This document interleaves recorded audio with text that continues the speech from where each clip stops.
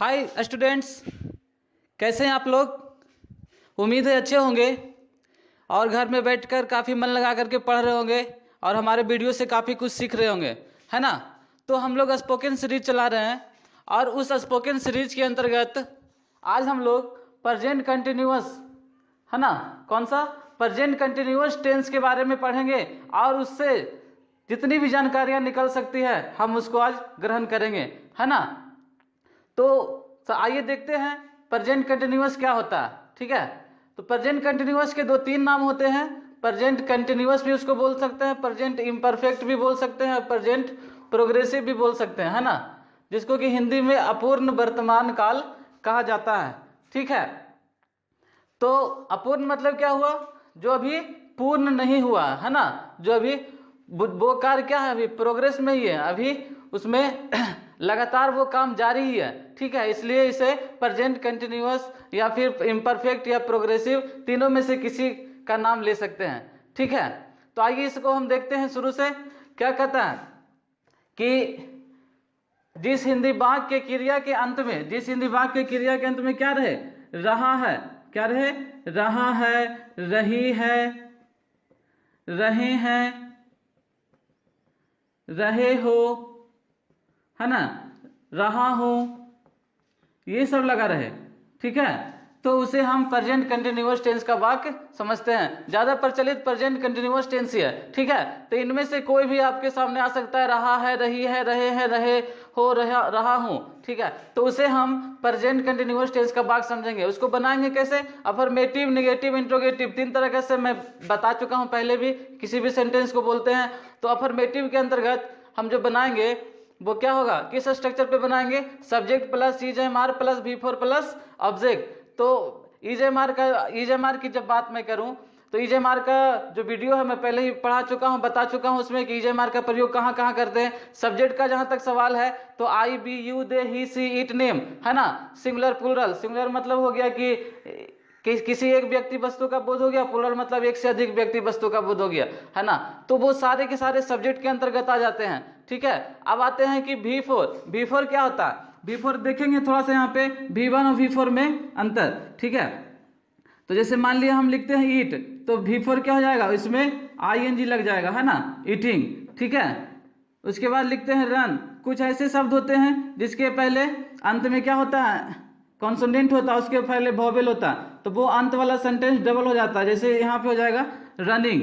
ठीक है, तो ज्यादातर क्या हो रहा है, ING लग रहा है सब में। ठीक है, तो ईट हो गया, ईटिंग हो गया, राइट, एक राइट होता है WRITE, इसमें अंत में क्या होता है कि ई हट जाता है। ठीक है, WRITING, इसको हम इस तरह से V4 लिख सकते हैं। लेकिन ज्यादातर जो सेंटेंस, ज्यादातर जो वर्ड है उसमें ING लगता है। ठीक है, ईटिंग हो गया, चाहे रीडिंग हो गया, चाहे सिंगिंग हो गया, है ना। इस तरीके से जो वर्ड है उसमें ज्यादातर क्या होता है, वो ING ही लगता है। तो उम्मीद है आप लोग को समझ में आ गया होगा कि V1 हो गया ये, अब V4 हो गया जिसमें कि ING लग जाए। आइए अब हम लोग एग्जाम्पल्स इसको समझते हैं। ठीक है, जैसे कि हम कोई एग्जाम्पल लेते हैं कि मैं पढ़ रहा हूं, मैं पढ़ रहा हूं। ठीक है, तो मैं का अंग्रेजी क्या होता है, आई के साथ क्या लगता है, एम, तो आई एम और पढ़ रहा हूं। ठीक है, तो यहीं पे समझना, जब रहा हूं, रही है, तो पढ़ का अंग्रेजी तो रीड तो होगा ही, लेकिन रहा हूं, रही है, इसके कारण इसमें ING लग जाएगा, है ना, आई एम रीडिंग। बस यही से आपको शुरुआत करना है, बोलने के लिए भी और लिखने के लिए भी। मैं पढ़ रहा हूं, आई एम रीडिंग, मैं खा रहा हूं, आई एम ईटिंग, है ना, वो बोल रही है, सी इज स्पीकिंग, वगैरह वगैरह। कुछ भी कोई आपसे अगर जो पूछे व्हाट आर यू डूइंग, तुम क्या कर रहे हो, अगर आप खाना बने रहे हो तो आई एम कुकिंग फूड, है ना। तो कुछ भी बोल सकते हो। रहा, ज्यादातर आप जो सेंटेंसेस बोलते हो वर्तमान समय में ही बोलते हो, है ना। इसके अभी इसमें ऑब्जेक्ट नहीं है, एक ऑब्जेक्ट वाला सेंटेंस ले लेते हैं, मैं किताब पढ़ रहा हूं, मैं किताब पढ़ रहा हूं, तो I am reading a book. यहां पे क्या हो गया, ए बुक हो गया ऑब्जेक्ट, और ये क्या हो गया, वर्ब, है ना, और ये भी वर्ब है। इसको हम लोग एक्सुलरी वर्ब कहते हैं और इसको मेन वर्ब कहते हैं। ठीक है तो वर्ब ही, लेकिन इसको हम अभी V4 के रूप में समझेंगे। और यहाँ पे ये क्या हो गया, सब्जेक्ट। ठीक है। तो इस तरीके से हम लोग इसको बनाएंगे। और कुछ एग्जांपल लेते हैं, जैसे वर्षा हो रही है, वर्षा हो रही है तो क्या होगा, it is raining, it is raining, वर्षा हो रही है ना। कुत्ते भौंक रहे हैं, द डॉग्स आर बार्किंग, है ना। देखिए मैं बताया था कि प्लूरल नंबर के साथ क्या लगेगा, आर लगेगा। एक कुत्ता रहता तो इज लगता, कुत्ता भौंक रहा है, द डॉग इज बार्किंग, है ना, कुत्ते भौंक रहे हैं, डॉग्स आर बार्किंग। ठीक है, इस तरीके से आप इसको हिंदी में बोल सकते हैं। एक ऐसा सेंटेंस जिसमें दो दो वर्ब आते हैं, जैसे कि आपसे कोई पूछता है कि तुम कहाँ जा रहे हो, वेयर आर यू गोइंग, है ना, तो आप बोलोगे कि मैं खेलने जा रहा हूं, मैं खेलने जा रहा हूं। तो यहाँ पे देखिए कि इसमें दो दो वर्ब आ गया, खेलना भी और जाना भी। तो इस प्रक्रिया में क्या करेंगे, पहले जाना के अंग्रेजी बनाएंगे, बाद में फिर खेलने के। आई एम, आई के साथ एम लगेगा, और जाना कि मैं पहले बोल रहा हूँ आई एम गोइंग, क्योंकि यहाँ पे रहा है रही इसलिए गोइंग होगा, आई एम गोइंग टू। अब यहाँ पे इन्फिनिटिव, इसको बोलते हैं इन्फिनिटिव, है ना, मैं पहले भी पढ़ा चुका हूं। I am going to play, है ना, जब दूसरा वर्ब आए तो उसको टू के साथ हम लगाते हैं। इस तरीके से आप अंग्रेजी लिख सकते हैं, बोल सकते हैं। बहुत सारे वर्ड का, बहुत सारे वर्ब का इस्तेमाल करके आप अभी से बोलना शुरू कीजिए, क्वेश्चन के साथ बोलना शुरू कीजिए, है ना। आर यू ईटिंग, क्या तुम खा रहे हो, वो बोलेगा यस आई एम ईटिंग, मैं खा रहा हूं, है ना। वेयर आर यू गोइंग, तुम कहाँ जा रहे हो, I am going to market, I am going to school, I am going to play, I am going to read, है ना। बहुत सारे ऐसे सेंटेंस है जो आप अभी बोल सकते हो, अभी से, जस्ट अभी से आप बोलना शुरू कर सकते हो, है ना। आप अभी घर में, भैया व्हाट आर यू डूइंग, भैया तुम क्या कर रहे हो, mummy what are you doing, mummy तुम क्या कर रहे हो, वगैरह वगैरह, है ना। कोशिश तो करो बोलने के लिए, बाकी मैं आपके साथ हूं, है ना। इसके बाद आइए इसका हम लोग निगेटिव देखते हैं। निगेटिव में मैं लिख रखा हूं कि subject plus is am are plus not plus V four plus object, ठीक है।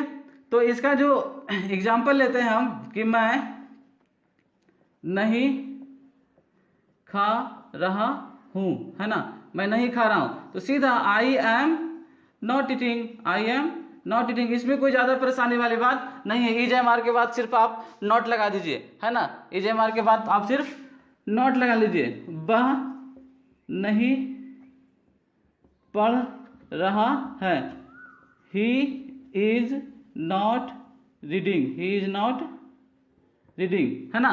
इस तरीके से आप बोलेंगे, बनाएंगे, पढ़ेंगे, है ना। तो उम्मीद है आप लोग को नेगेटिव सेंटेंस समझ में आ रहा होगा, है ना। वर्षा नहीं हो रही है, इट इज नॉट रेनिंग, वह नहीं आ रहा, ही इज नॉट कमिंग, है ना। वे लोग नहीं जा रहे हैं, दे आर नॉट गोइंग। इस तरह से बहुत सारे सेंटेंस आप इस तरीके से बोल सकते हैं, ठीक है। सिर्फ कुछ नहीं करना, इज एम आर के बाद नॉट लगा देना है, और रहा रही है ना, रहा रही जैसे ही आ गया तो दिमाग में रखिए कि हमको V4 लगाना ही लगाना है, ठीक है। ऑब्जेक्ट रहे तो फिर आपको ऑब्जेक्ट भी लगाना है, ठीक है। ऑब्जेक्ट वाले सेंटेंस को भी ध्यान रखिएगा, क्योंकि आपको वॉइस पढ़ने में ऑब्जेक्ट बहुत जरूरी है, ठीक है। तो आप ऑब्जेक्ट वाले सेंटेंस को भी याद रखिए। एक ऑब्जेक्ट वाला सेंटेंस ले लेते हैं, मैं आम नहीं खा रहा हूं, तो यहाँ पे क्या होगा, I am not eating a mango, I am not eating a mango. तो यहाँ पे ए मैंगो क्या हो गया, आपका ए मैंगो यहाँ पे ऑब्जेक्ट हो गया, है ना। तो आपको ये ऑब्जेक्ट वाले सेंटेंस भी आपको ग्रामेटिकली ढंग से आपको याद रखना पड़ेगा कि ये ऑब्जेक्ट है, क्योंकि वॉइस बनाने वक्त बहुत आपको काम आएगा, ठीक है। एक बात मैं आपको बता दूं, बहुत ही इंपॉर्टेंट बात मैं बताने जा रहा हूं कि इसके बाद जस्ट ही एक वीडियो मैं डालूंगा यूट्यूब पे, जो स्पोकन लवर हैं, जो इंग्लिश में स्पीक करना चाहते हैं, है ना, वो उनके लिए बहुत ही इंपॉर्टेंट वीडियो है। मैं वो ऐसा वीडियो बनाने जा रहा हूं जो अभी तक शायद नहीं बना होगा, है ना, क्योंकि उसमें मैं जितने भी वर्तमान समय में जितने भी शब्द बोले जाते हैं, जितने भी सेंटेंस बोले जाते हैं, लगभग उसमें मैं सभी कवर कर रहा हूं। आप उसको एक एक सेंटेंस को देखेंगे और उसको पढ़ेंगे, सीखेंगे और बोलने की कोशिश करेंगे। उम्मीद है इस तरह से आप करेंगे तो आपको 100% कामयाबी मिलेगी। लगभग 50% तो आप इंग्लिश बोलना ही सीख जाएंगे। अरे इंसान दो ही शब्द में बोलता है, या तो प्रेजेंट में या पास्ट में, ज़्यादातर प्रेजेंट में बोलता है। तो प्रेजेंट का जितना भी आपका सेंटेंस है वो लगभग मैं सभी उसमें शामिल करूंगा जिसके अंत में है, हो, हूँ रहेगा, है ना। और वो आप उसको उस वीडियो को देखेंगे और सीखेंगे और उसी समय से बोलना शुरू करेंगे। उम्मीद नहीं बल्कि पूर्ण विश्वास है कि आप लोग अवश्य ही, है ना, उसे बोलना सीख जाएंगे। ठीक है, तो आप उस पर ध्यान देंगे उस वीडियो पे। ठीक है, आइए बोर्ड पर देखते हैं इंट्रोगेटिव सेंटेंस। इंट्रोगेटिव सेंटेंस क्या होता है? इंट्रोगेटिव सेंटेंस कि इसका स्ट्रक्चर है E jam R plus subject plus V four plus object. Okay, तो इसका एग्जांपल लेते हैं। क्या तुम रो रहे हो? क्या तुम रो रहे हो? तो क्या होगा? आर यू, है ना, क्योंकि यू के साथ आर लगाते हैं और यहाँ पे बी फोर लगा देना। Are you weeping? क्या तुम रो रहे हो? अब देखिए WH क्वेश्चन होता है। WH क्वेश्चन क्या कौन कौन होते हैं, है ना? वाट हो गया, वाई हो गया, वेन हो गया, है ना। इस तरह से नॉट होते हैं, है ना। हाउ हो गया, हु हो गया। ठीक है, तो मुख्य रूप से यही सब है। वेयर हो गया, भेन हो गया, भेन तो लिख चुका हूं। तो इस तरीके से नॉट होते हैं और उसी में आपको क्या करना है कि अगर जो कोई पूछ दिया कि तुम क्यों रो रहे हो, तुम क्यों रो रहे हो, है ना, तो कुछ नहीं करना है। वाई का अंग्रेजी सिर्फ पहले लगा देना, वाई, है ना। क्यों का अंग्रेजी वाई, वाई को पहले लिख देना। बाकी सेम टू सेम इंट्रोगेटिव का स्ट्रक्चर इसमें डाल देना। वाई आर यू वीपिंग, है ना, why are you weeping, why are you weeping. अगर जो अब एक साथ क्या भी आ जाए, नहीं आ, क्या तुम नहीं खा रहे हो? क्या तुम नहीं खा रहे हो? तो are you not eating, are you not eating. या फिर इसको आप ऐसे भी लिख सकते हैं, aren't you eating, aren't you eating, है ना। आर और नॉट को एक साथ आगे लगा सकते हो सब्जेक्ट के पहले। अगर जो अकेले लगाना चाहते हो तो सब्जेक्ट के बाद ही नॉट का प्रयोग करें, है ना। उम्मीद है आप लोग को प्रेजेंट कंटिन्यूअस समझ में आ गया होगा, है ना। और इस तरह से आप लोग वीडियो देखते रहें, बार बार देखें, सीखें, है ना। और विश्वास रखें कि आप लोग को बस कुछ ही दिनों में, है ना, आप लोग को अंग्रेजी लिखना, बोलना, है ना, सब आ जाएगा, है ना। इसलिए आप लोग वीडियो को लाइक करें, शेयर करें, सब्सक्राइब करें। Thank you for watching this video. लेकिन इसका अगला वीडियो देखना ना भूलें, जरूर से देखें। जो स्पोकन लवर है, जो जल्द ही स्पीकिंग करना चाहते हैं, उस वीडियो को अवश्य देखें, है ना। Okay, thank you.